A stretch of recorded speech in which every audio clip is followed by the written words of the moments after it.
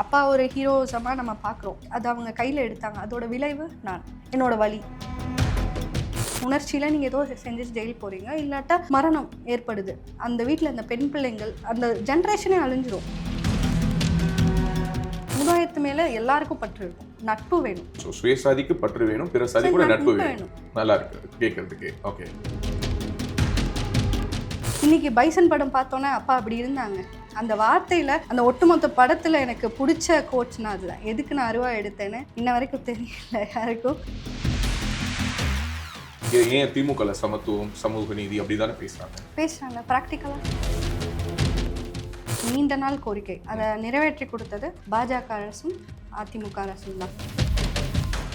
ஏன் government service விட்டீங்க? அரசு அதிகாரியா இருக்கிறத விட அரசுல அதிகாரத்தை அடையணும்னு முடிவு பண்ணீங்க? டெஃபினட்டா அரசு, எனக்கு அதிகாரத்தில் இருக்கணும் ரொம்ப ஆசை.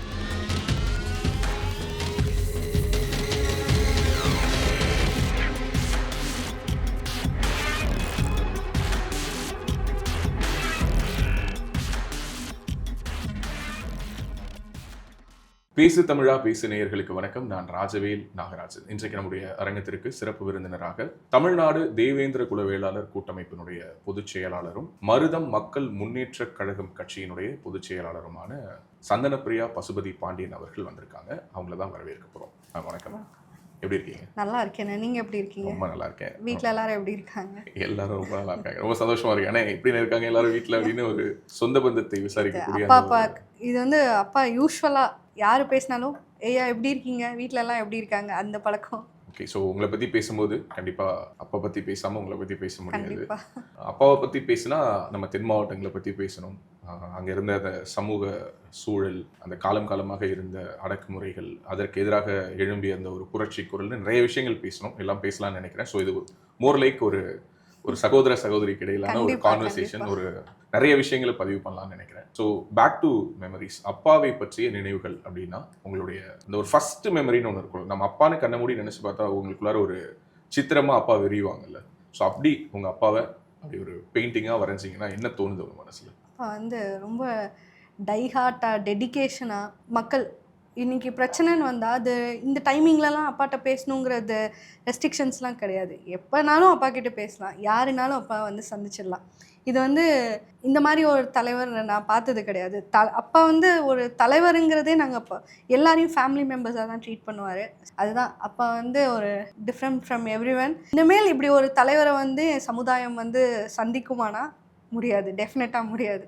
ஸோ அப்பாவை பற்றி மற்றவர்கள் பேசி கேட்டிருக்கோம். ஸோ அப்பாவை பற்றி நீங்கள் ஜெனரலி இந்த வீடியோ பார்த்துட்டு இருக்கவங்க எல்லோருக்கும் அவருடைய பெயர் தெரியும். அவர் ஒரு சமூகத்துக்காக ஒர்க் பண்ணார் அப்படிங்கிறது பொதுவான அவரை பற்றின ஒரு ஒப்பீனியன். அதை தாண்டி அவருக்கு எல்லா சமூகங்களோடும் ஒரு இணக்கமும் இருந்தது, சில சமூகங்களோட அவருக்கு பிணக்கும் இருந்துச்சு. அதெல்லாம் அந்த காலம் சூழல் அது பொறுத்தது.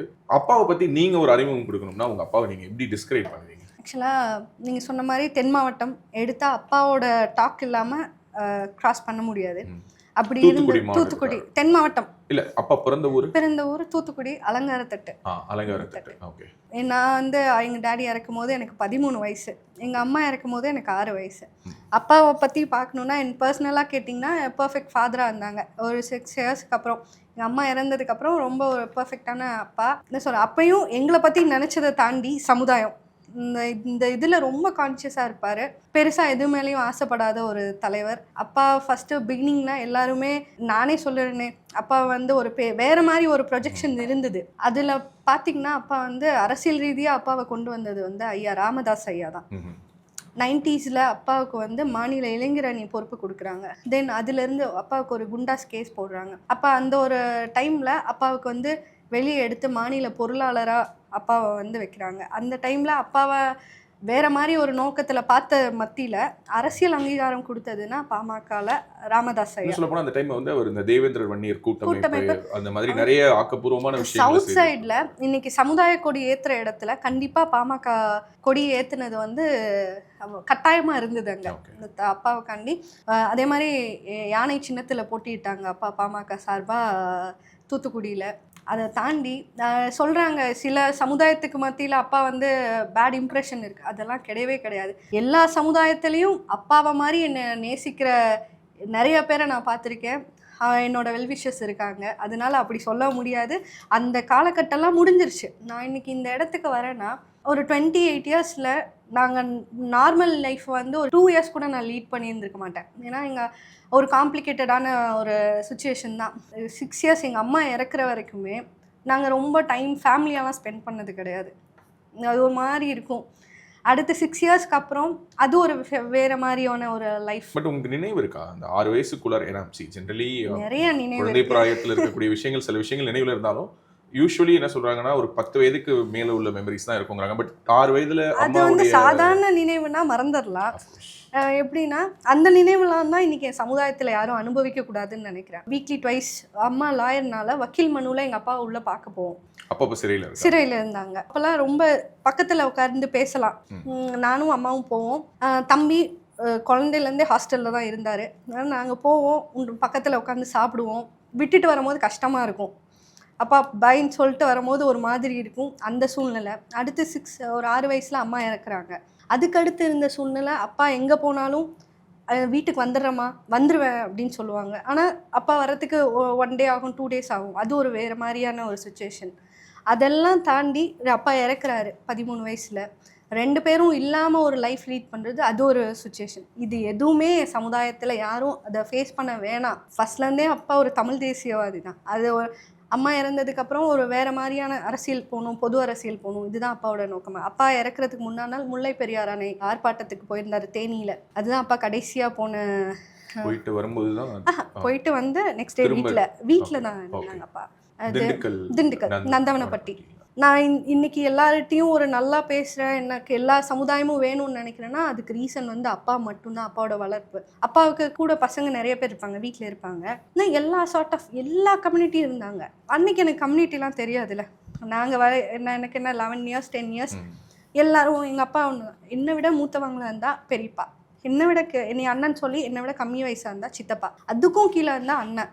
இதை தாண்டி நாங்கள் அவங்க என்ன யாருன்னெலாம் தெரியாது. அன்னைக்கு நாங்கள் வந்து உண்மையாக இப்படி தான் இருந்தோம். இன்றைக்கும் நான் அதை தான் லீட் பண்ணிட்டுருக்கேன். இன்றைக்கி அதை நான் திரும்பி பார்க்கும்போது எல்லாரும் இருந்திருக்காங்க. இவங்களை வந்து நம்ம சாதிய தலைவராக சொல்லக்கூடாதுல்ல. புரியுது. இது நான் இன்னும் கொஞ்சம் உடச்சி பேசலாம்னு நினைக்கிறேன். ஏன்னா நீங்கள் இவ்வளோ ஓப்பனாக நீங்கள் சொல்லும் பொழுது உங்கள் அம்மாவுடைய இறப்பு அதுவுமே உங்களுக்கு ஒரு பெயின்ஃபுல்லான ஒரு இன்சிடென்ட். அதுலேருந்து ஒரு 7 வருஷத்தில் உங்கள் அப்பாவையும் நீங்கள் இழக்கிறீங்க. நீங்கள் சொன்ன மாதிரி தமிழ்நாட்டிலே எத்தனை குழந்தைகளுக்கு இப்படிப்பட்ட ஒரு ட்ராமாட்டிக்கான நினைச்சா டிஸ்டர்ப் ஆகக்கூடிய ஒரு சைல்ட்ஹுட் மெமரிஸ் இது இருந்திருக்கும்னு தெரியாது. அவங்களுடைய அந்த இறப்புங்கிறது உங்களுக்கு ஒரு மிகப்பெரிய ஒரு காயம். கண்டிப்பா அந்த காயத்திலேருந்து உண்மையாகவே ஒரு ஹீலிங் கொடுத்து நீங்கள் வெளியில் வந்துட்டீங்களா? டெஃபினட்டாக முடியாது. நான் இன்னைக்கு அரசியல் தலைவர் இதெல்லாம் தாண்டி ஒரு பொண்ணு, ஒரு சாதாரண குடும்பம், அப்பா அம்மா இல்லாமல் லைஃப் லீட் பண்ணுறது வந்து பெரிய கஷ்டம். இந்த சொசைட்டி 13 வயசுல நீங்கள் உங்கள் தம்பி, ஆமாம் தம்பி 2 பேர் அந்த சொசைட்டியில் லீட் ஆகி சஸ்டைன் ஆகி நம்ம நினைக்கிறது நடக்குமாங்கிறது கனவோட நிறைய பேர் இருக்காங்க. ஆனால் இந்த மாதிரி இருப்பாங்களான்னு தெரியல. மேபி நிறைய பேர் இருக்காங்க. இந்த சூழ்நிலையில் இருப்பாங்களான்றது அதுலேருந்து கிராஸ் பண்ணி வர்றது கஷ்டம்.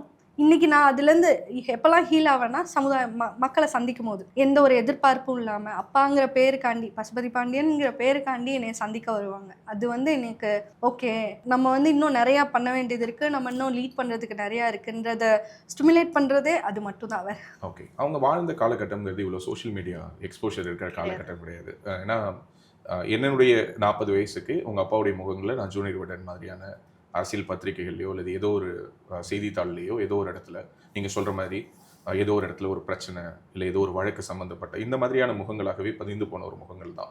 ஆனால் இன்னைக்கு காலம் வந்து திரும்ப ஒரு மாதிரி ரீடிஃபைன் பண்ணி இப்போ ஒரு படம் வருது. இப்போ பைசன் படமே எடுத்துக்கிட்டா அதில் ஒரு குறிப்பிட்ட கதாபாத்திரத்தை அப்பாவுடைய இன்ஸ்பிரேஷன் சொல்லி எல்லாரும் பேசுகிறதா இருக்கட்டும், அல்லது அப்போது அவருடைய வீடியோஸ் எடுத்து சோஷியல் மீடியாவில் இப்போ கொண்டாடுறதா இருக்கட்டும், இதெல்லாம் பார்க்கும்போது உங்களுக்கு என்ன தோணும்? அதில் இருக்க நல்லதை எடுத்துக்கோங்கன்னு தோணும். ஓகே, அப்போவுமே அந்த ஒரு ஹீரோ வர்ஷிப்பா இல்லை அப்பாவுடைய மேலே இருக்கக்கூடிய அந்த ஒரு கிரே ஷேட்ஸ் எதையும் நீங்கள் கேரி பண்ண வேணாம்னு சொல்ல வரீங்களா? அதை நல்ல விதத்தில் எடுத்துக்கணும்.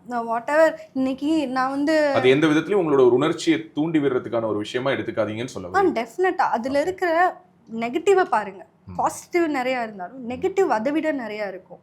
அப்பா ஒரு ஹீரோஸமாக நம்ம பார்க்குறோம். அந்த காலகட்டத்தில் அது தேவைப்பட்டுச்சு. 90களில் 80களில் தேவைப்பட்டுச்சு. அது அவங்க கையில் எடுத்தாங்க. அதோட விளைவு என்னோட வலி. இதை பாருங்க, நான் இன்னைக்கு ஒரு பொதுக்கூட்ட மேடையிலையோ எங்கேயோ ஒரு கருத்து சொல்கிறேன். அந்த கருத்து நிறைய பேர் அப்சர்வ் பண்ணுவாங்க. 100 பேர் அதை ஒரு நிமிஷம் சிந்திப்பாங்க. 50 பேர் மனசில் அது வந்து பதியும். பதிகிற இடத்துல நான் என்ன சொல்லி கொடுக்கணும்? இதுக்கு இது தீர்வு கிடையாது. அதை நான் ப்ராக்டிக்கலாக அனுபவிச்சுட்டு வந்திருக்கேன். இன்றைக்கி என்னோட லைஃப்பில் நான் இதெல்லாம் சாக்ரிஃபைஸ் பண்ணியிருக்கேன். இந்த இடத்துல நான் வந்திருக்கேன்னா உங்களை நான் வந்து நேரான பாதையில் கொண்டு போகணும். என்னோட சுயநலத்துக்காண்டி இப்படி சொன்னால் தான் நல்ல சமுதாய தலைவர் அந்த பேர் எனக்கு அது நீங்கள் அப்படி சொல்லி தான் நான் எனக்கு அந்த பேர் வேணும்னா அது எனக்கு அந்த பேரே தேவை கிடையாது. சூப்பர். உங்கள் வீட்டில் ஒரு இழப்பு வருது, நீங்கள் எல்லாம் ஜெயிலுக்கு போகிறீங்க, உணர்ச்சியில் நீங்கள் ஏதோ செஞ்சு ஜெயில் போகிறீங்க, இல்லாட்டா மரணம் ஏற்படுது. அந்த வீட்டில் அந்த பெண் பிள்ளைங்கள் அந்த ஜென்ரேஷனே அழிஞ்சிரும். அவங்க அம்மா பாதிப்பாங்க, அவங்க அக்கா தங்கச்சி பாதிப்பாங்க, ஒய்ஃப் பாதிப்பாங்க. அவங்க அக்கா தங்கச்சின்னா அவங்கள ஒரு வீட்டில் மேரேஜ் பண்ணி கொடுத்துருப்பாங்க, ஈஸியாக கொலைகார குடும்பம்னு சொல்லிட்டு போயிடுவாங்க. அவங்களுக்கான மரியாதை வீட்டில் கிடைக்காது. எவ்வளவோ இருக்குது சொசைட்டியில். அவங்க பிள்ளைங்க வந்து அன்னைக்கு சமுதாயத்தை பற்றி சிந்திக்கும், தவறான இடத்துக்கு போவாங்க. இதெல்லாம் வேணாம். Super, great, super. எனக்கு உங்களோட இந்த விஷன் தாட்ஸே எனக்கு ரொம்ப ரெஃப்ரெஷிங்காகவும் ஒரு சமூகம் ஒரு நல்ல ஒரு இடத்தை நோக்கி நகருது அப்படிங்கிறதையும் உணர முடியுது. But again coming back to the reality, நீங்கள் இதை சொல்கிறீங்க. நிறைய சமூக தலைவர்கள், நான் சொல்கிறது not only related with Devendra Kula வேளாளர்னு இல்லை, ஒவ்வொரு சமூகத்திற்கும் எனக்கு தெரிஞ்சு இன்னைக்கு வந்து ஒரு பக்கம் சாதி இல்லாத ஒரு சமத்துவ சமூகம் அப்படின்ற டிஸ்கஷன்ஸ் ஒரு பக்கமும், இன்னொரு பக்கம் இன்னைக்கு சாதி ரீதியிலான கட்சிகள் அமைப்புகளை தினசரி தொடங்குறது ஒரு பக்கமாக நடக்கிறத நம்ம பார்க்குறோம். அண்ட் எல்லா அலையன்ஸ்லையுமே, நான் சொல்கிறது அதிமுக தலைமையில் என்டிஏ அலையன்ஸாக இருக்கட்டும், அல்லது திமுக சொல்லக்கூடிய இந்த சமூக நீதி கூட்டணியாக இருக்கட்டும், எல்லாத்துலேயுமே ஜாதி அதை மையப்படுத்தி கட்சி நடத்துகிறவங்க ஒரு பார்ட்டாக இருக்கிறாங்க. ஸோ அப்போ நம்ம என்ன புரிஞ்சுக்க முடியுதுன்னா, ஜாதிங்கிறது ஒரு அண்டர் கரண்ட்டாக ஒரு கீழே அந்த ஒரு நெருப்பு அப்படியே அணையாமல் இருக்குதுன்னு புரிஞ்சுக்க முடியுது.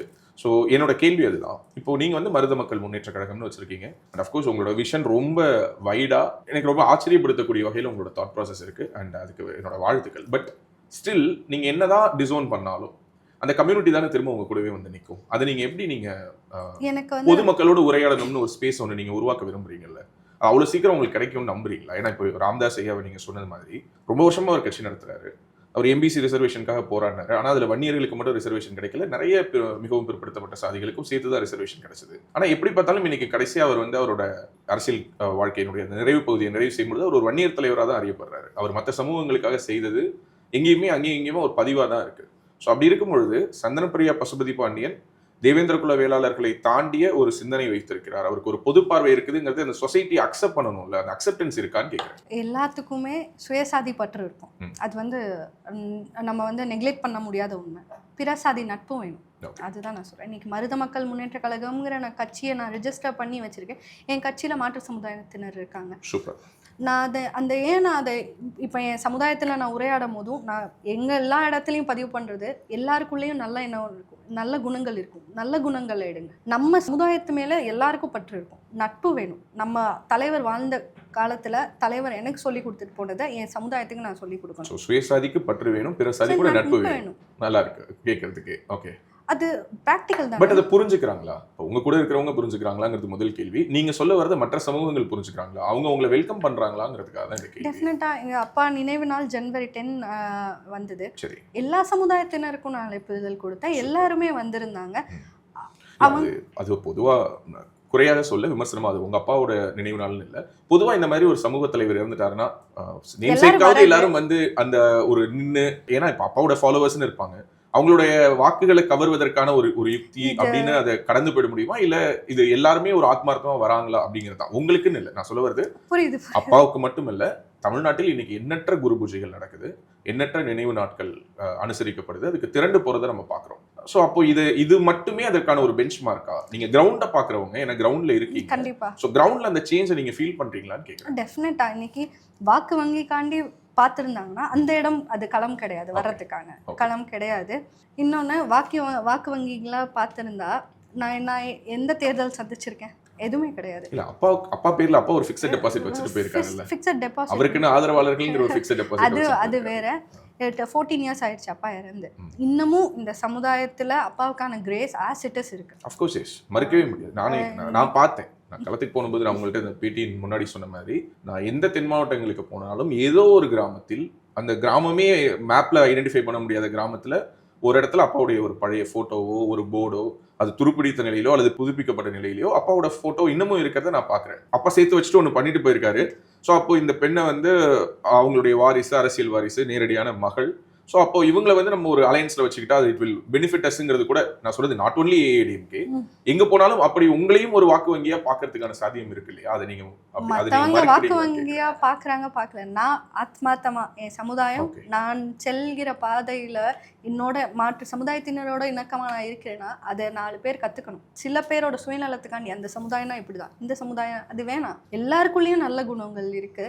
என்னை ஓட்டு வங்கியா பார்த்துருந்தாலும் சரி நம்ம தானே, அப்படி நான் என்னால் அவங்க பயனடைஞ்சாங்கன்னா ரொம்ப சந்தோஷம். ஓகே, அதன் மூலமா உங்களுடைய சமூகத்துக்கு நீங்க என்ன பண்ணணும்னு நினைக்கிறீங்க? நான் சொல்ல வரது இப்போ எல்லாரும் பேசுவது என்னன்னா, ஒரு கட்சியோ அமைப்போ இயக்கமோ நடத்துறவங்க அதிகாரத்தை நோக்கி தான் நகரணும்னு நினைக்கிறாங்க. அஃப்கோர்ஸ் அப்பாவுக்கும் அந்த ஒரு ஆசைகள் இருந்தது. நிறைய இடங்கள்ல நான் பேசும்போது தேவேந்திர குல வேளாளர் சமூக மக்களே சொல்றது என்னன்னா, எங்களை ஏதோ ஒரு கட்சியிடம் கொண்டுட்டு போய் அடகு வைக்கலைங்க அவர் அப்படின்னு அந்த ஒரு வார்த்தையை சொன்னாங்க. ஓகே, ஏங்க அவர் இறந்து இவ்வளவு வருஷம் ஆயிடுச்சு, அவர் ஒரு பெரிய அரசியல் இயக்கமோ கட்சியோ அந்த நேரத்தில் அவர் நடத்தல, ஒரு அமைப்பாகத்தான் அவர் மக்களை திரட்டிக்கிட்டு இருந்தாரு. அப்படி இருக்கும்பொழுது ஏன் உங்களுக்கு இன்னமும் பசுபதி பாண்டியன் அவர்கள் மேல் ஒரு மரியாதை இருக்குதுன்னு நான் கேட்டபொழுது அவங்க சொன்ன வார்த்தை எனக்கு இன்னும் நல்லா அந்த காதல எதிரொலிச்சுட்டு இருக்கு. அவர் எங்களை எந்த கட்சிக்கிட்டையும் கொண்டு போய் அடகு வைக்கல அப்படின்னாங்க. அப்போது இருந்த சூழலிலிருந்து இப்போ மாறி இருக்குது. நான் அஃப்கோர்ஸ் நான் வந்து உங்களுடைய அரசியல் நிலைப்பாடுகள் தாண்டி நான் கேட்கிறேன், உங்க அப்பா மேல வச்சிருக்கக்கூடிய மரியாதையை அவர் எந்த ஒரு அரசியல் கட்சியோடும் அவருக்கு ஆதரவு இருந்தது, எதிர்ப்பு இருந்தது, அதெல்லாம் ஓகே. பட் தன்னுடைய தொண்டர்களை அல்லது தன்னுடைய அபிமானிகளை கொண்டு போய் அடமானம் வைக்கல அப்படிங்கிற ஒரு வார்த்தையை பயன்படுத்துறாங்க. அந்த வார்த்தையை நான் அண்டர்லைன் பண்றேன். அதை நீங்க எப்படி இன்டர்பிரேட் பண்றீங்க? அந்த அன்னைக்கு வந்து எந்த எதிர்பார்ப்பும் இல்லாதனால தான் எனக்கு இந்த இன்னமும் தென் மாவட்டங்களில் நீங்கள் சொன்ன மேப்லேயே இல்லாத ஊர்லனாலும் அப்பா படமும் இருக்குது. இன்றைக்கி நான் போகிறேன், எனக்கு என்ன எங்கள் அப்பா என்ன சேர்த்து வச்சுருக்காங்கன்னு ஒட்டுமொத்த சமுதாயத்துக்கு தெரியும். இந்த மக்கள் மட்டும்தான், அந்த மக்களுக்கு நல்லா தெரியும். ஏன்னா என்னோட சூழ்நிலையை வச்சு தான் எங்கள் அப்பா ஒன்றுமே செய்யலை, பிள்ளைங்களை பற்றி நினைக்கல, இப்படி ஒரு மனுஷன் இருக்கும் போது இருந்த ஒரு தாட்லாம் அப்பா இல்லாத போது பாவம்பா சமுதாயத்துக்காண்டி உண்மையாக இருந்தார். ஏன்னா 14 வருஷம் மாறி மாறி நினைக்கிற கொலைகள் இந்த 14 வருஷத்துக்கு முன்னாடி இதெல்லாம் கிடையாது. ஏன்னா மற்றவங்க நினைக்கிறாங்க அப்பா வந்து அந்த டைமில் ரவுடிசம் பண்ணிட்டுருந்தா அதுதான் கொலைகள். இணக்கமாக இருந்தார், எல்லார் சமுதாய மத்தியிலையும் இணக்கமாக இருந்தார். எல்லார் மக்கள் சொல்கிறது உண்மை. எந்த கட்சியிலையும் போய் அடகு வைக்கல. ஜெயலலிதா அம்மாவை சந்தித்த காலங்களும் இருக்குது, கருணாநிதி ஐயாவை சந்தித்த காலங்களும் இருக்குது, எல்லாமே இருக்குது. ஆனால் எந்த இடத்துலையும் என் சமுதாயம் நீங்கள் எனக்கு செஞ்சு தாங்க, என் சமுதாயம் வாக்களிப்பாங்கன்னு அங்கீகாரம் எந்த இடத்துலையும் கொடுக்கல. அதே தான் நேற்று நான் எடப்பாடி ஐயா சந்திக்கும் நிபந்தனை ஆதரவு. நான் கான்ட்ராக்ட் பேச விரும்பலை. எந்த கோரிக்கையும் கிடையாது.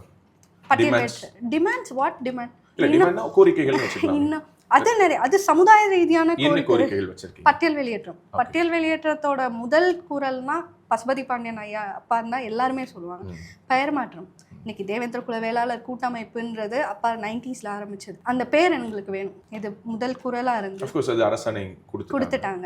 பட்டியல் வெளியேற்றம். அடுத்தது பட்டியல் வெளியேற்றம். பட்டியல் வெளியேற்றம் அப்படிங்கும்போது நான் சொல்ற இது இன்னமும் எந்த அரசியல் கட்சியாலையும் டயக்னோஸ் பண்ண முடியாத வாக்கு வங்கினா எங்க சமுதாய வாக்கு வங்கி தான். மேபி அது இன்னும் கொஞ்சம் ஒரு மைக்ரோவா பேசலாம்னு நினைக்கிறேன். என்னன்னா இப்ப நீங்க பட்டியல் வெளியேற்றம்ங்கிற ஒரு கோரிக்கையை முன்வைக்கிறீங்க. நான் இதை எல்லா தேவேந்திர குல வேளாளர் சமூகத்தினுடைய பிரதிநிதிகளா அடையாளப்படுத்துறவங்க எல்லார்கிட்டையுமே நான் கேட்கறது தான், இடபிள்யூஎஸ் மூலமா இன்னைக்கு ரிசர்வேஷன் இல்லாத சமூகமே இல்லைன்னு ஆயிடுச்சு. அப்போ என்னோட கேள்வி என்னன்னா, பொருளாதார ரீதியாகவும் சமூக மற்றும் கல்வி இது சார்ந்த விஷயங்கள்ல இன்னமுமே விளிம்பு நிலையில் இருக்கக்கூடிய தேவேந்திர குல சமூக மக்கள் பரவலாக தமிழ்நாட்டில் வாழ்ந்து கொண்டு தான் இருக்கிறார்கள். ஸோ எல்லாருமே பொருளாதாரத்தில் தன்னிறைவு அடைஞ்சிட்டாங்களானா இல்லை.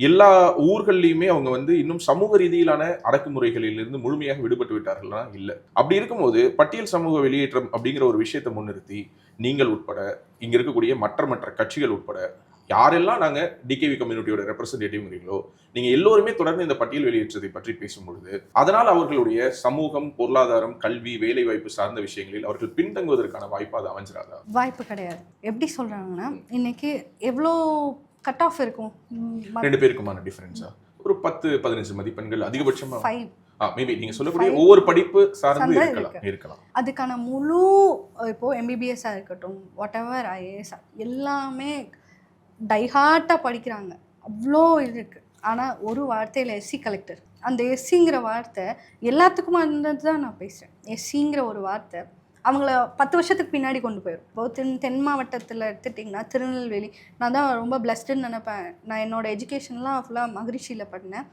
நினைப்பேன். அந்த சைட்லாம் போனால் அந்த ஸ்கூல் பெஞ்சஸில் நம்ம என்ன கற்றுக்கிறோமோ அது கற்றுக்க முடியாதுங்க. ஃபஸ்ட்டு எஸ்சிங்கிற கேட்டகரி தான் வரும். எஸ்சி பிள்ளைங்க கையை தூக்குங்கன்னு அதுலேயே அவங்களோட அத்தனை நாள் அப்படியே ஒரு பின்தங்குற சூழ்நிலை வரும். அது நம்மளை ரொம்ப பின்னோக்கி கொண்டு போயிடும். தென் மாவட்டத்தில் அந்த வார்த்தை இல்லைன்னா நிறைய பேரோட வாழ்க்கை மாறி இருக்கும். நான் படித்தது ஃபுல்லாமே சிபிஎஸ்சினால ஐ டோன்ட் நோ, அப்போ எனக்கு தெரியல. நான் படிக்கும் போது இதெல்லாம் நான் பார்த்தது வந்து இந்த 14 வருஷம் எங்கள் அப்பாவோட இழப்புக்கு அடுத்து அந்த காலகட்டத்தில் நான் கற்றுக்கிட்டது. நான் இதை ஃபேஸ் பண்ணலை, அதனால எனக்கு தெரியல. நான் தென் மாவட்டத்தில் ஜாதினா என்னன்னு தெரியாத குழந்தைங்கள் அப்படின்னா வீட்டில் யார் என்ன சொல்லி கொடுத்து வளர்க்க மாட்டாங்க. எந்த சமுதாயத்திலையும் நம்ம இந்த ஜாதிப்பா அப்படின்னு சொல்லி குழந்தைங்களுக்கு சொல்லி வளர்த்தது கிடையாது.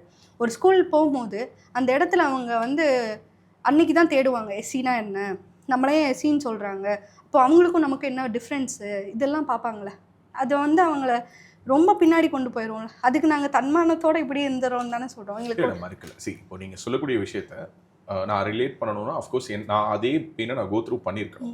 நான் கோத்ரூ பண்ணாத ஒரு விஷயத்த ஒரு சாதாரண ஒரு விஷயம்னு சொல்லி நான் கடந்து போக விரும்பலை ஃபர்ஸ்ட்டு. ஆனால் நான் கேட்க வருது என்னன்னா, ஓவராலாக இந்த தேவேந்திர குல வேளாளர் அரசாணை வந்ததற்கு பிறகு குறிப்பாக சொல்லணும்னா தென் மாவட்டங்களில் இன்னும் எக்ஸாக்டாகவே நான் அதை ஜியோகிராஃபிக்கலி டிஃபைன் பண்ணணும் அப்படின்னா ஒரு திருநெல்வேலியோ ஒரு தூத்துக்குடியோ ஒரு தென்காசியோ ஒரு திண்டுக்கல்லோ இந்த மாதிரி ஒரு மதுரைக்கு இந்த பக்கத்தில் இருக்கக்கூடிய மாவட்டங்களில் இருக்கக்கூடிய தேவேந்திர குல வேளாளர்களுடைய வாழ்வாதாரமும் அவங்களுடைய வாழ்நிலையும் அவங்களுடைய வாழக்கூடிய சூழ்நிலையும் அதே மாதிரி டுவர்ட்ஸ் டெல்டா வந்தோம்னா ஒரு தஞ்சாவூர்ல ஒரு திருவாரூர்ல ஒரு நாகப்பட்டினத்துல அல்லது ஒரு புதுக்கோட்டை இதை சுற்றி இருக்கக்கூடிய பகுதிகளில் வாழக்கூடிய இதே தேவேந்திர குல வேளாளர் என்ற பெயரால் அழைக்கப்படக்கூடிய இந்த சமூக மக்களுடைய வாழ்நிலையும் கம்ப்ளீட்லி வேறையா இருக்கு. ஸோ அப்போ ஒரே சமூகம் இருவேறு விதமான வாழ்நிலை வாழ்கிறார்கள். அதாவது இங்க இருக்கக்கூடிய இந்த சமூகங்கள் எல்லாமே இது எப்படி இருக்குது அப்படின்னா, நாங்க இன்னும் உடைச்சு சொல்லணும் அப்படின்னா, இது இங்க மட்டும் இல்லைங்க, நான் சொல்றது வெஸ்டர்ன் பெல்ட்டுக்கு அப்படியே போறோம்னா கோயம்புத்தூர் சைட்ல ஈரோடு சேலம் திருப்பூர் உட்பட மாவட்டங்கள்ல இங்கெல்லாம் அவங்க வந்து யாரா இருக்காங்க அப்படின்னா ஒரு KS ரவிக்குமார் சார் படங்கள்லயோ இல்ல மற்ற படங்கள்லயோ பார்க்கக்கூடிய ஒரு ஆண்டான் அடிமை கல்ச்சர் ஆகும். அந்த ஊர்களில் வந்து பாத்தீங்கன்னா மாரி செல்வராஜ் படங்கள்ல பார்க்கக்கூடிய அவங்களுக்கென்று ஒரு தனி உலகம் இருக்குது. அந்த உலகத்துக்குள்ளார அவங்களுக்கென்று ஒரு அதிகாரம் இருக்குது, அவங்களுக்குன்னு ஒரு நிலம் இருக்குது. ஸோ அப்போ ஒரு சமூகமே தமிழகத்தினுடைய இருவேறு நிலப்பகுதிகளில் இருவேறு தன்மையில வாழ்றாங்க. அது கண்டிப்பா உங்களுக்கு ரொம்ப நல்லாவே தெரிஞ்சிருக்கும். அப்போ இந்த ஒரு பேரிட்டி இல்லாம இருக்குல்ல, ஒரு சமநிலை இல்லாம இருக்குல்ல, அப்போ நீங்க ஓப்பனா எடுத்த உடனே ஒரு பட்டியல் வெளியேற்றம் அப்படிங்கிற கோரிக்கையை வச்சீங்கன்னா இந்த பக்கத்துல இருக்கவங்க நிலம் வச்சிருக்காங்க, அவங்கள்ட்ட வேலை வாய்ப்பு இருக்கு, இன்னும் சொல்ல போனா பல கோவில்கள்ல அவங்களுக்கு முதல் மரியாதை இருக்குது, அவங்களுக்கு வந்து அந்த ஊர்கள்ல அவங்களே ஒரு தலைக்கட்டா இருக்காங்க. அப்படிப்பட்ட சமூகமும் இன்னொரு ஊர்கள்ல இன்னமும் பின்தங்கிய நிலையில் இருக்காங்க. இது எப்படி ஈக்குவேட் ஆகும்னு கேட்குறேன். இப்போ பட்டியல் வெளியேற்றம் நம்ம அதை பத்தி தான் பேசணும். பட்டியல்ல இருந்து வெளியேறினா எவ்வளோ லாஸ்ன்னு நீங்க நினைக்கிறீங்க? எனக்கு தெரியல, உண்மையாவே லாஸ். ஆக்சுவலா லாஸுங்கிறது மேபி இதுக்கு முன்னாடி வேலைக்கு போனவங்க இதுக்கப்புறம் வேலைக்கு போறவங்க வந்து they will have an awareness. இது வந்து நம்ம வெளியே வரணும், எல்லாரோட மைண்ட் செட். ஏன்னா பெரிய ஐடி ஃபீல்டில் இருப்பாங்க, எல்லாருமே அந்த வேர்டால் பாதிக்கப்பட்டிருப்பாங்க. வெளியே வந்தாலும் சொல்கிறேன், எல்லாருக்கிட்டே நிலம் இருக்குது, வேளாண்குடி சமுதாயம் தான் இது. வெளியே வந்தால் பெரிய அளவில் பாதிப்பு இருக்காதுங்கிறத நம்புகிறாங்க. அதை தாண்டி தன்மானம் வேணுங்கிறத நம்புகிறாங்க. இன்னைக்கு இருக்கிறனால என்ன எல்லா சமுதாயமுமே ஒரு இடத்துல கஷ்டப்படுவாங்க. இன்னைக்கு பெயர் மாற்றத்தை யாராலும் ஃபஸ்ட்டு இது கிடைக்குமான்னு சிந்திச்ச காலம் உண்மைதானே. ஒரு 10-15 இயர்ஸ் பேக் வந்து இன்னும் இப்படி கேட்டுட்ருக்காங்கன்னு சொன்னது. இன்றைக்கி இது வந்து ப்ராக்டிக்கல் லைஃப்பில் அடாப்ட் ஆகிட்டாங்க.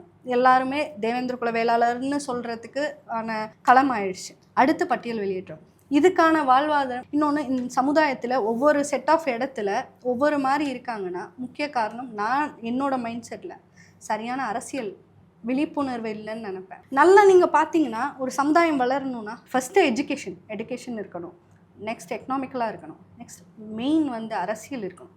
இன்றைக்கி எனக்கு ஒரு பிரச்சனை, நான் அதிகாரத்தில் இருந்தால் தானே எனக்கான வழியை நான் சொல்ல முடியும். அதை நான் இம்ப்ளிமெண்ட் பண்ணணும்ல என் மக்களுக்கு, அதுக்கு அதிகாரம் வேணும். இதெல்லாம் என் சமுதாயத்தில் இன்றைக்கி ஒரு இடத்துல நல்ல அதிகாரம் இருக்கிற ஒற்றை தலைமை இருந்தால் இந்த ஒட்டுமொத்த சமுதாயத்தோட வாக்கும் ஒற்றை கட்சிக்கு விடும். நம்மளுக்கான கோரிக்கை நிறைவேற்றப்படும், நமக்கான வாழ்வாதாரம் உயரும், நமக்கான பொருளாதாரம் கிடைக்கும், நமக்கான தரமான கல்வி கிடைக்கும், நல்ல இடத்துக்கு போகணும். கிரேட். பைசன் படம் பார்த்தீங்களா? அதில் அப்பாவுடைய ட்ரேசஸ் ஏதாவது உங்களால் ஃபைண்ட் அவுட் பண்ண முடிஞ்சதா? அப்பாவுடைய பிரதிபலிப்பு அப்படின்னு அந்த ஒரு டைலாக் வந்து சீரியஸாக எதுக்கு நான் அருவா எடுத்தேன்னு இன்னும் நிறைய பேர்த்துக்கு தெரியாமல், அது உண்மை ப்ராக்டிக்கல். எதுக்கு எடுத்தாங்கன்னு நிறைய பேர் மறந்துட்டாங்க. இன்னைக்கு பைசன் படம் பார்த்தோன்னே அப்பா அப்படி இருந்தாங்க. அந்த வார்த்தையில் அந்த ஒட்டுமொத்த படத்தில் எனக்கு பிடிச்ச கோட்ஸ்னா அதுதான். எதுக்கு நான் அருவா எடுத்தேன்னு இன்ன வரைக்கும் தெரியல, யாருக்கும் தெரியாமல் இருக்காங்க. உண்மை அதுதான். அன்னைக்கு எடுத்தது வந்து அடக்குமுறைகள். இது அந்த காலகட்டம் அது தேவைப்பட்டுச்சு. இந்த காலகட்டத்தில் அது வேண்டாம். மாண்புமிகு எதிர்க்கட்சி தலைவர் அதிமுகவினுடைய பொதுச் செயலாளர் எடப்பாடி பழனிசாமி அவர்களை பார்த்து நிபந்தனையற்ற ஆதரவு கொடுத்துருக்கீங்க. ஸோ அதுக்கு ஏன் நிபந்தனையற்ற நீங்களே சொல்லிட்டீங்க. ஸோ அதனால் நான் அதை கேட்க போகிறதில்ல. பட் அவுட் ஆஃப் 4 முனை போட்டி தமிழ்நாட்டில் ஒரு பக்கம் தனித்தே களம் காணக்கூடிய சீமான் தொடர்ந்து நின்றுட்டு இருக்காரு, தமிழ் தேசிய அரசியல் பேசிட்டு இருக்காரு, சமரசம் இல்லாமல் அப்படின்னு பொது பார்வையில் இருக்கிறார். புதிதாக களத்துக்கு வந்திருக்கக்கூடிய தமிழக வெற்றி கழகத்தினுடைய தலைவர் அவர் தனிச்சு நிற்கிறாரா, அது தனித்து விடப்பட்டிருக்காராங்கிறது எகைன் ஒரு டிபேட். ஆளுங்கட்சியாக திமுக, எதிர்கட்சியாக அதிமுக தலைமையில் அஃப்கோர்ஸ் என்டிஏ கூட்டணி. இதில் நீங்க ஏன் அதிமுக கூட்டணியை தேர்ந்தெடுத்தீங்க? என்ன what made you to decide இவங்க தான் என்னுடைய ஆதரவை பெறுவதற்கானவர்கள் அப்படின்னு எப்படி டிசைட் பண்ணீங்க? ஃபர்ஸ்ட் ஆஃப் ஆல் அங்கே எனக்கான சமத்துவம் கிடைக்கும்னு நினச்சேன். சமத்துவ அரசியல் அங்கே நடக்கும். என்ன காரணம்? ஏன் திமுகல சமத்துவம், சமூக நீதி அப்படிதானே பேசுறாங்க? ப்ராக்டிக்கலா இல்லைங்கிறீங்களா? ப்ராக்டிக்கலா இல்லை. இன்னைக்கு எங்களுக்கான நீண்ட நாள் கோரிக்கை அதை நிறைவேற்றி கொடுத்தது பாஜக அரசும் அதிமுக அரசும் தான். இங்கே பரிந்துரை பண்ணலன்னா நம்மளுக்கான அந்த பெயர் மாற்றம் கிடைச்சிருக்காது. அந்த ஒரு லாயல்ட்டி அல்லது அந்த லாயல்ட்டின்னு கூட சொல்ல வேணாம், அந்த ஒரு உணர்வு எல்லா மக்களிடம் இருக்கா? அதாவது நம்மளுடைய இத்தனை ஆண்டு கால கோரிக்கையை மத்திய பாஜக அரசும் தமிழ்நாட்டில் அப்போதைய ஆளுங்கட்சியாக இருந்த அதிமுகவும் சேர்ந்துதான் அதை செயல்படுத்தினாங்க அப்படிங்கிற ஒரு எண்ணம் வந்து பரவலாக தேவேந்திர குல சமூக மக்களிடம் இருக்குதா? கண்டிப்பா இருக்கு. சரியான வழிமுறையில் அதை கொண்டு போயிருந்தா கண்டிப்பான ஓட்டு வங்கி முழுமையா மாறினதுக்கான வாய்ப்பு இருந்திருக்கும். ஓகே, ஸோ உங்க பெயர் கோரிக்கை நிறைவேற்றினது ஒரு காரணம். வேறு ஏதாவது காரணங்கள் இருக்கா இந்த கூட்டணியை ஆதரிக்கிறதுக்கு? வேற ஏதாவது ஃபார் எக்ஸாம்பிள் உங்களோட பட்டியல் வெளியேற்றத்தை செய்து தருவோம்னு சொல்லியிருக்காங்களா? செய்து தருவாங்கங்கிற நம்பிக்கை இருக்கு. ஓகே, பட் ஆனால் இன்னும் எதுவும் ப்ராமிஸ் கொடுக்கல. டெஃபினட்டாக கொடுப்பாங்க, ஒரு பெரிய நம்பிக்கை இருக்கு. சமத்துவம்ன்றதை தாண்டி நம்மளுக்கான கோரிக்கையை சாய்க்கிறது ஒன்று, அதை ப்ராக்டிக்கலில் கொண்டு வர்றது ரொம்ப கஷ்டம். பல நாள் கனவாக இருந்தது. இன்னைக்கு இப்போ அதை வந்து நம்ம ப்ராக்டிக்கல் லைஃப்பில் கொண்டு வந்துட்டோம். பெயர் மாற்றத்தை, பட்டியல் வெளியேற்றத்தையும் இன்னைக்கு அதிமுக அரசு செஞ்சு கொடுப்பாங்கன்னு நான் நம்புகிறேன். பெண் பாதுகாப்பு ரொம்ப கான்சியஸாக இருப்பேன். ஓகே, இப்போ ரொம்ப இல்லை அது. அந்த இடத்துல ஒரு 5 years பேக் வந்து இதெல்லாம் கிடையாது. இப்போ வந்து ஒரு பெண்களுக்கான ஒரு பாதுகாப்பற்ற சூழ்நிலை, போதை கலாச்சாரம், அதெல்லாம் இன்னைக்கு தென் மாவட்டத்தில் கொலைகள் அவ்வளோ நடக்குதுன்னா அதுக்கு மேஜரான ரீசன்னா வந்து போதை கலாச்சாரம் தான். இன்னைக்கு ஒரு பையன், ஒரு சின்ன பையன், 13 years பையன் ஏன் வெட்டுறானே தெரியாது. ரீசன் அதுக்கு பின்னாடி இதாக தான் இருக்கும். அது ஒரு அதுவும் சொல்கிறேன், அதுவும் அந்த ஜென்ரேஷனை ஸ்பாயில் பண்ணி. தேர்தலில் போட்டியிடுற மாதிரி கோரிக்கைகள் அது வைக்கலையா? தேர்தல் கோரிக்கை, தேர்தலில் நிபந்தனையற்ற ஆதரவு இல்லை நிபந்தனையற்ற ஆதரவுங்கிறது காலமாக நாங்கள் ஊடகங்கள் வந்து மைக்க நீட்டும் போது நிபந்தனையற்ற ஆதரவு அப்படிங்கிறது தான் எல்லா கட்சிகளும் சொல்றீங்க.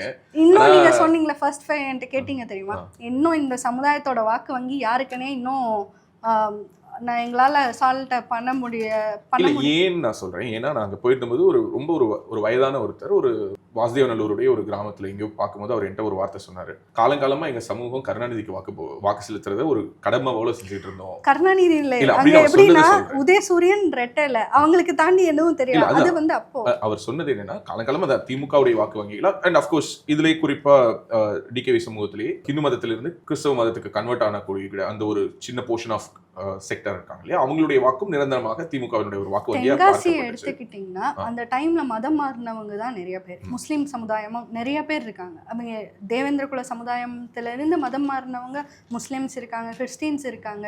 அவங்களோட மென்டாலிட்டி நீங்க சொன்ன மாதிரி உதயசூரியன் இரட்டை இல்லை. இல்ல அதுதான் அவர் என்ன சொன்னார்னா, ஒரு நேரத்துல நாங்க அப்படியே என் பிளாக்கா உதயசூரியனுக்கு போட்டுட்டு இருந்தோம்பா, இப்ப யாருக்கு போடுறதுன்னு தெரியல. ஸோ எங்க சமூக மக்களுடைய வாக்குகளை இங்க இருக்கக்கூடிய அரசியல் கட்சிகள் கடைசி நிமிஷத்துல காசை கொடுத்தோ இல்ல ஏதோ ஒரு சின்ன லோக்கல்ல இருக்கக்கூடிய இன்ஃபுளுசர்ஸோட ஒரு இவர் சொன்னா 100 பேர் ஓட்டு போடுவாங்க, இவர் சொன்னா 500 பேர் ஓட்டு போடுவாங்கன்னா அவங்களுக்கு என்ன தேவையோ அதை செஞ்சு கொடுத்து, இல்ல ஊர்ல ஒரு கோவில் இருக்கு, கோவில் கட்டி தரோம், ரோடு போட்டு தரோம், இங்க தண்ணி டேங்க் கட்டி தரோம், இப்படியான சின்ன கோரிக்கைகளில் என்னுடைய சமூக வாக்குகளை எளிதாக அறுவடை செய்து விடுகிறார்கள் அப்படின்னு ஒரு ஆதங்கத்தை பதிவு பண்ணாரு. ஸோ அதனால கேட்டேன். நீங்க சொன்ன மாதிரி சின்ன இன்ஃபுளுசர்ஸை வச்சுதான் மாத்துறாங்க. ஏன்னா 40 வருஷமா சமுதாயம் எந்த ஒரு மேன்மையும் அரசியல் ரீதியாக நாங்கள் அனுபவிக்கவில்லை. எந்த பதவியிலையோ எதுவுமே கிடையாது. இன்னைக்கு எங்களுக்கான ஓட்டு வங்கின்னு பார்த்தா 70 தொகுதியில் பெரும்பான்மையாக இருக்கும். 40-50 தொகுதியில் தீர்மானிக்கிற இடத்துல இருக்கிற சமுதாயம், தனி தொகுதியாக பொது தொகுதி எல்லாத்துலேயும் இருக்கிற சமுதாயம். ஆனால் அரசியல் அங்கீகாரம் எந்த கட்சியுமே கொடுக்கல. ஆளுங்கட்சி, எதிர்கட்சி, மேபி ஒரு மாவட்ட செயலாளர் இருக்கலாம், அதுக்கு மேலே ஒன்றுமே கிடையாது. ஆனால் 70 தொகுதியில் இருக்கும். ஸோ ஒரு தலைவர் இல்லை அப்படின்னு சொல்றதனுடைய அர்த்தம் வந்து இப்போ அந்த தலைவராக நான் வருகிறேன் அப்படின்னு இதை நீங்கள் ஒரு டிக்ளேர் பண்ணுறதா எடுத்துக்கலாமா? So that is what you are conveying அப்படியான்னு கேட்க வரேன். I never said that. I never declare. என்னோட பாதை இதுதான்.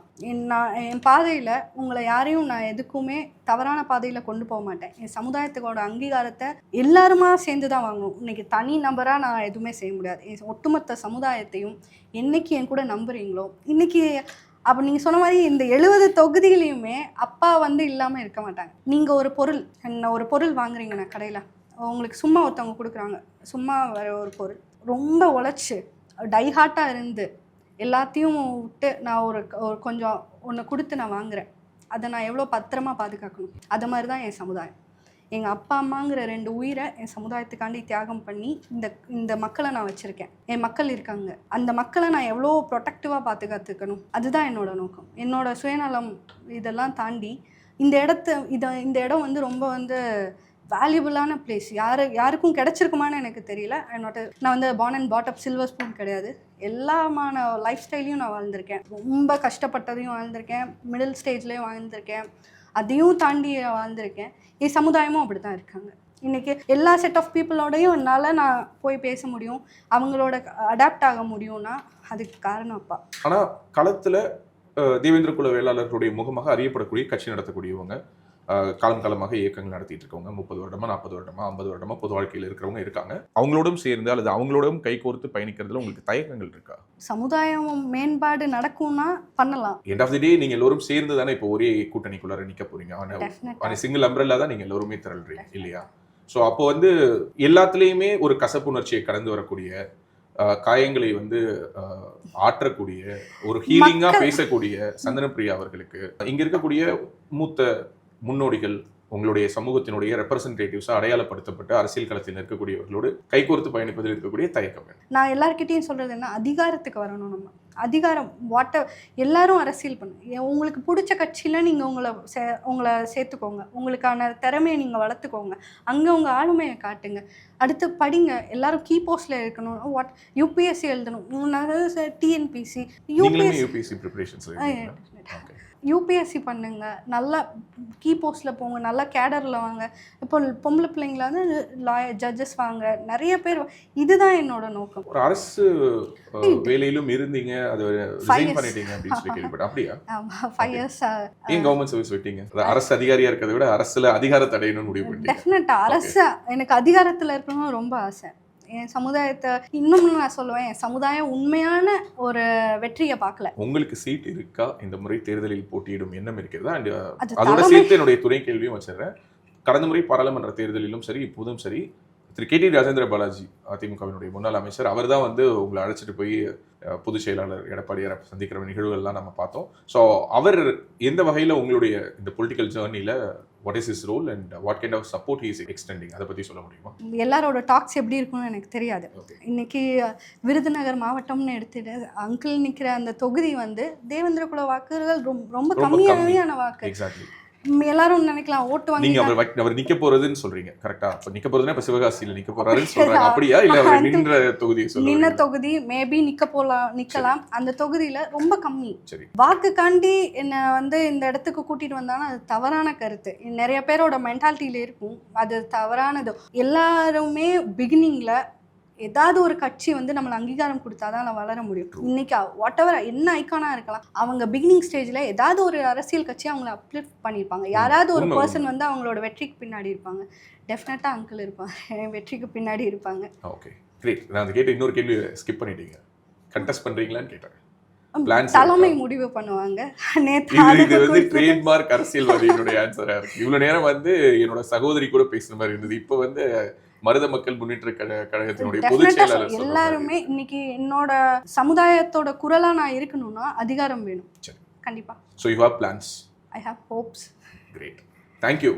ஒரு நேரம் எங்களுடைய அரங்கத்துக்கு வந்து நிறைய விஷயங்கள் பேசுனீங்க. ரொம்ப நாளைக்கு பிறகு ஒரு பொலிட்டீஷியன் கூட பேசுற ஒரு உணர்வு இல்லாம ஒரு ஆத்மார்த்தமான ஒரு உரையாடல அமைஞ்சது. ஸோ இந்த மாதிரி இன்னும் நம்ம நிறைய தடவை பேசுவோம் நான் நம்புறேன். உங்களுடைய அரசியல் பயணத்தில் உங்களுடைய நல்ல நோக்கங்கள் நிறைவேற பேசு தமிழா பேசுவனுடைய நெஞ்சார்ந்த வாழ்த்துக்கள். நன்றி.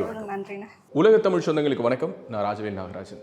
பேசு தமிழா பேசு வலையொலியுடைய வளர்ச்சிக்கு நீங்களும் உறுதுணையாக இருக்கணும்னு நினச்சிங்கன்னா இந்த வீடியோடைய டிஸ்கிரிப்ஷனில் இருக்கக்கூடிய ரேசர் பே லிங்கை கிளிக் பண்ணுங்கள். அந்த லிங்க்கில் போயிட்டு உங்களுக்கு விருப்பமான தொகையை பேசு தமிழா பேசுவனுடைய வளர்ச்சிக்கு உங்களுடைய பங்களிப்பாக நீங்கள் கொடுக்கலாம். நன்றி, வணக்கம்.